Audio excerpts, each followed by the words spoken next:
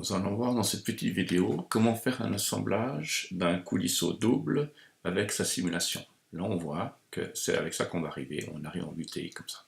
Donc on va voir comment est-ce qu'on va dessiner très simplement cette petite simulation. On prend un nouveau document, un nouveau design, on crée un nouveau composant, ça c'est important toujours de créer des composants, et on va créer les axes. Donc on fait un sketch, je fais un axe de 10 mm.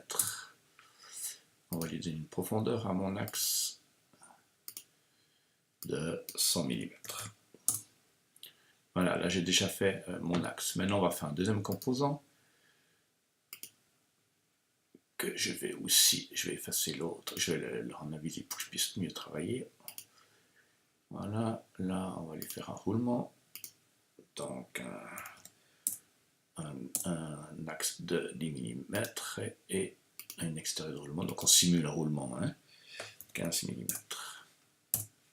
Voilà. Sop, on va le déformer aussi pour avoir une profondeur, et là on lui met 20 mm. Voilà, j'ai déjà mon axe et mon roulement. Maintenant on va essayer de lier les deux ensemble. Donc on va les assembler, je vais faire un joint, je vais dire je prends ceci avec ceci, et je vais lui changer, je vais lui dire que je veux un slider. Voilà, donc il me dit, ben voilà, mon roulement va faire comme ça. Donc j'ai déjà un slider, j'ai fait mon truc. Maintenant on va duplifier pour faire deux axes en même temps, donc on crée un nouveau composant. Et dans ce composant, on va mettre les deux, donc on va faire un composant de composant, on met les deux dedans. Voilà, donc là j'ai créé un composant. Maintenant, ce composant-là, je peux le copier et le coller dans mon design ici. Donc maintenant, j'ai créé deux arbres. On va créer les flasques maintenant. Je referai un nouveau composant. On va de nouveau faire un, hop là. Ça c'est pas normal. Je crée un sketch. Oui, il est effacé. Il est éteint. Je n'ai pas fait le bon bidule. Alors, 3, 1. Voilà. Non, c'est pas celui-ci que je veux, c'est celui-ci. Je vais travailler là-dedans. Voilà. Alors, on lui fait une flasque de 100 par... Hop là. On lui fait une flasque de 100 par 30. Je me suis raté. Et quand on se rate, c'est mieux de recommencer. 100 par 30. Voilà. Là, je vais faire deux lignes de construction à 15 mm. Hop là. Et encore une ici. Hop là. Répète la construction. Non, je vais prendre comme ça.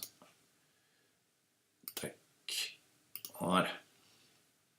Comme ça, je peux dessiner très facilement mes... Hop là. 10. Je refais la même chose. 10. Voilà, on va la déformer. Là, je me suis raté, c'est pas grave. On va revenir en arrière. C'est ici que je me suis raté. Ça, c'était une ligne de construction. Où est-ce qu'il est, mon machin là?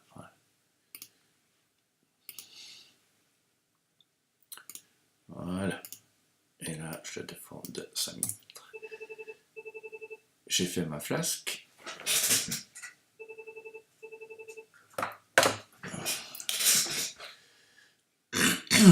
On va duplifier ce composant de nouveau.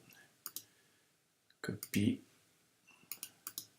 Coller à ça. Voilà. Donc si on regarde ce que j'ai des coulisseaux et mes deux charnières, mes deux flasques. Je vais maintenant les lier, assembler. join, je vais lier ce trou-là avec ce trou-là. Là, il me le met en slider. Je dis non, je veux le cheveu rigide. Voilà. Je vais relier ce trou-là avec ce trou ici. Voilà. Je fais maintenant la même chose avec celui-ci. Voilà. Et voilà, j'ai créé mon composant. Maintenant, le problème, c'est que quand je bouge mes roulements, ça ne joue pas. Donc, il faut simplement attacher un composant. Il faut l'attacher avec un ground ici. On l'attache. Et au moment où il est attaché, je peux bouger mes trucs. Mais maintenant, on voit qu'on sort. C'est très embêtant. Là, il suffit simplement de dire enable tous les contacts. Ça veut dire que au moment où on enable les contacts, eh ben, on ne peut plus aller plus loin. Je vois là aussi. Maintenant, je les mets les deux en bouteille et je vais les lier ensemble. Voilà, voilà. Et puis maintenant, j'ai mon coulisseau. Maintenant, ce qui est bonnard, c'est de dire, oui, mais mon coulisseau, il fait que 10, je veux qu'il fasse 20. Eh bien, on regarde simplement ici. On va regarder, c'était celui-ci. Non, oui, c'est celui-ci. Et puis là, je ne mets pas 10, mais je mets 20 cm.